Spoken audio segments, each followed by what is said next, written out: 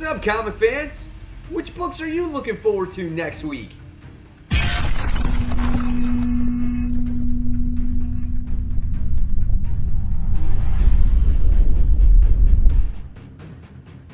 Hey, comic book fans! Welcome back to Comic Book Corner 2.0, and fans, you're back with me, Mike Spider Slayer, getting ready to bring you my top 10 most anticipated comics, and this is for October 2nd, 2019. That's right, fans. Hard to believe we're about a week away from October. I mean, Halloween's around the corner. It's going to get cooler outside. It's going to be awesome, right?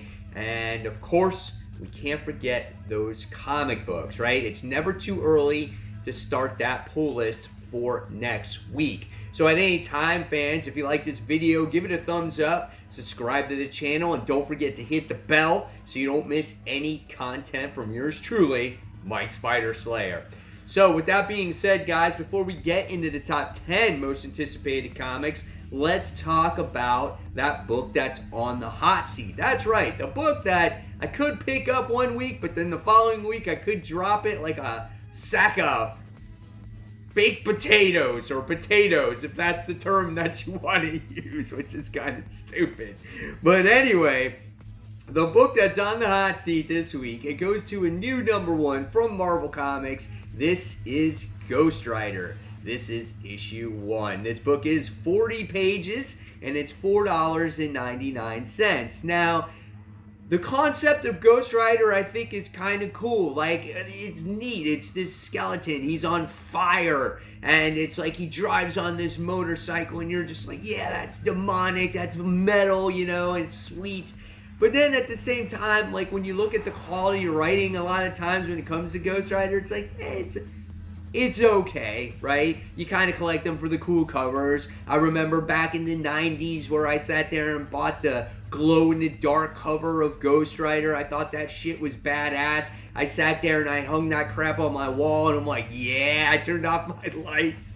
I mean, I thought that was cool, and I think I still have that book somewhere today. So, yeah. And the title of the book is called All Hell Breaks Loose, so very fitting. I think it's going to have Johnny Blaze in there as well, and then Danny Ketch is going to be in it too. So I think this could be kind of cool, but if it doesn't capture my interest after maybe the first or second issue, I could drop this, okay? So that's why it's on the hot seat. All right, so let's officially kick off this countdown with number 10. Number 10 goes to Spiderverse, issue 1. So we have a new Spiderverse book, and this is based off of, I think, mainly like the movie and whatnot, and maybe some of the, I think it's the movie, okay?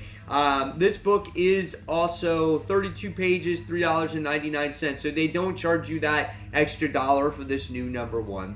And obviously this one is kind of surrounded by Miles Morales. He finally feels like he gets the Spider-Man stuff and then falls through a portal. But isn't the web of life and destiny destroyed? Well, maybe not, true believer, but who spun the new web? Regardless, Miles finds himself at the center of the multiversal adventure that will feature a who's who of creators and characters as the series spins forward. And with a main cover by Into the Spider-Verse character designer Wendell Dalit. I don't know. So, I don't know. We'll see what happens. Again, this was another book that could have just as easily been on my hot seat, because when it comes to Spider-Verse, I feel like we can oversaturate it a bit and it becomes old. So I want to see how this one turns out. Again, if I don't like this one, this could very easily be dropped as well. All right, so moving on to number 9.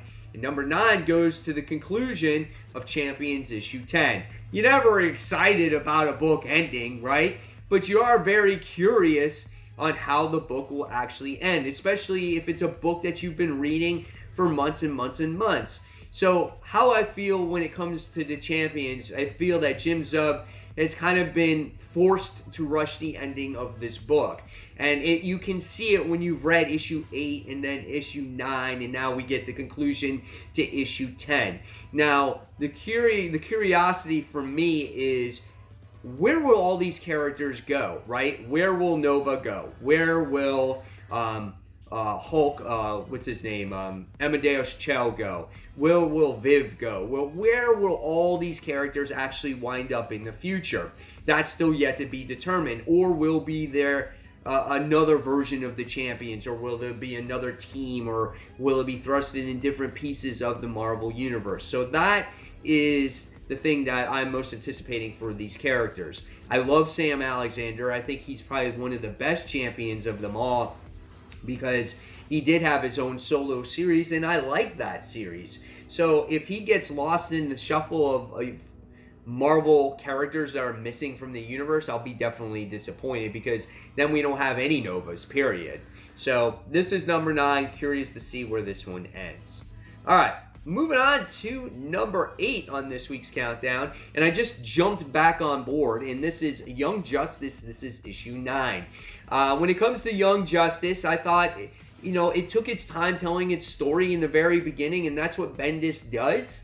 However, the last issue was kind of cool, as our heroes were stuck in this different universe, or this other Earth, and we find out that they're fighting evil versions of themselves, which is always kind of cool. And then you wind up getting Stephanie Brown coming through into the universe, okay? And then you get Wally, who jacks her in the face, but she's the Batwoman of that universe. And we get Drake, which is his new name now, Tim Drake, confessing his feelings towards Stephanie, even though this is this alternate Stephanie, and like how he feels about her, and things like that. So it was kind of cool. The artwork is much improved in the book, I feel like. And yeah, I'm curious to see where this book goes, and if I will continue on reading it. All right, so moving on to number 7. Number 7 this week, it goes to Batman issue 80. The fight to take back Gotham is here. We get to see, hopefully, Catwoman and Batman off of their fucking vacation. All right, no more Magnum PI stash to hide Bruce Wayne's freaking identity. And we know that they love each other once again, and they're going to be working together to stop Bane and whatnot. And yeah, this main cover, I think it's done by Romita Jr., which I'm not a fan of that. I mean, that's rough right there, so you can see that. But yeah, so it looks like they're going to try to overtake Bane, and Batman is back. He's better. And we're going to see what happens, and this run is going to end by the end of the year, and then we're going to get Tynion on the book with Tony S. Daniels. So what do you guys think of that creative team when it comes to the new Batman title going forward, or the Batman title going forward? Leave those comments below. So we'll see what happens with Batman 80 and how Tom King begins to wrap up his story on his run. All right, so moving on to number 6 this week. And this one goes to Deceased issue 5. The world is dying at the hands of the infected, and the very survival of humanity is at stake, facing extinction. Superman and his heroes will make a decision that will fundamentally alter Earth's present and future. 32 pages, and $3.99. Like most of these books right now. This book has slowly gotten better. I said that when the Deceased one-shot came out, and I think Tom Taylor has some he knows how to write these characters emotionally, and especially when he's told that he can write like this alter universe, I think he does a great job with that stuff. And obviously we're going to get a series out of this when it concludes, and I'm curious to see where it goes. The coolest thing about this book is its covers, man. The covers are badass, especially the variant covers, as you get to see like these movie versions of these of this story, which I think is awesome. So yeah, Deceased is my number 6. We'll see where the story goes. All right, so keeping on this horror genre, my number 5 this week goes to Contagion. This is issue 1. Now, the Marvel Universe is going to be affected by some kind of virus. So, we're going on this this whole Walking Dead aspect when it comes to DC and Marvel. Since there is no more Walking Dead, we're looking for the best apocalyptic type of book these days, right? So, Contagion. If you want to know what this one's about, it's a new evil beyond understanding comes to the Marvel Universe. A seemingly unstoppable force has invaded the Marvel Universe, and it's going to take every hero, the streets of New York, that has to stop it. A strange substance is taking over its heroes and citizens alike, draining them of their life force, stealing their knowledge and abilities, and neither science nor magic can stop it. Where did it come from? Can anything destroy it? And who will fall to its awful, overwhelming power? Now, does this take place in the main universe, or is this an alternate story like Deceased? I'm not quite sure. I think I just spit all over myself. But I'm not sure. So this one is 32 pages, $3.99. I'm a sucker for apocalyptic-like stories. I love seeing the fall of Earth or whatever the planet may be. I think that's the best part of it, and I love seeing the changes in the characters, and then obviously how they overcome or adapt to the situation. That's what always makes these stories really a lot of fun for me, and that's why I like The Walking Dead so much, you know? So yes, I'm looking forward to this. Whether it takes place in the main MCU, I don't think it does, but nevertheless, I'm going to have fun with it. All right, so let's move on to number 4. And number 4 goes to the conclusion of House of X. This is issue number 6. And let me just tell you, issue 5 of House of X, I just read it, was awesome, okay? I thought it was really good. Hickman at coming up with a way of how to regenerate these mutants is amazing, right? Who would thought out of any freaking mutant out there that would have an ability to help the regeneration or reincarnation of a mutant is freaking gold balls? Who would have thought that his balls that he creates would be eggs, right? I mean, that's crazy. And then they had all these other mutants come together to make an embryo and just resurrect a mutant. Amazing. And then you find out in the last issue that you find out how Apocalypse has joined their cause, and that the mutants have reached Apocalypse's goal, and that's why he works with the mutants. And now you know why he's on the team with the X-Men. So that was really a lot of fun when you read that particular issue. And now this one concludes, and it leads into the whole X-Men books going forward. So really cool stuff. Can't believe it's coming to an end. The book is $4.99 for 40 pages. All right. Next, moving on to number 3. I loved Marvel Comics 1000. I love how it was a tribute to Marvel that has happened for the past 80 years. Certain characters I thought could have been in the book, but they weren't. But the story continues here, which I think is really cool. We get to learn about that masked character, where the mask has been around for 80 years and has had multiple people, and it's given them like crazy powers and things like that. And so I'm really looking forward to this one. This one is 40 pages, $4.99. It says, the biggest story in Marvel history continues. Who is the mysterious new character from Marvel's past?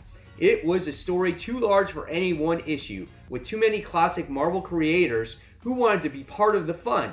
And so the party continues on with this additional celebratory issue, featuring additional secrets and revelations about the Eternity Mask and the person who now wears it. I have an issue with spitting today. I don't know what the problem is. Some days I have a problem talking. Some days I have a problem spitting. It looks like it's the spitting day. So, yes, this book looks like it's going to be a lot of fun. I want to see this mysterious character and learn more about this Eternity Mask and how it's going to affect the Marvel Universe going forward as well. You know, will this be canon going forward and things like that? So, looking forward to it. Yes, Marvel Comics 1001 made my top 3. So what's coming in at number 2? Well, this was a tough decision. I swayed back and forth between my number 1 and number 2, but they do deal with the same character, and this is the Immortal Hulk. This is issue 24.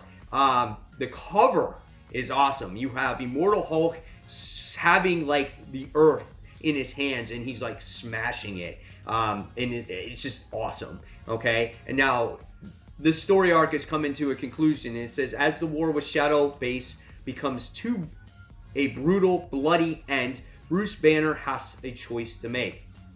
And the repercussions of that choice will have an effect on every single life on this planet, including the Immortal Hulk. 32 pages, $3.99.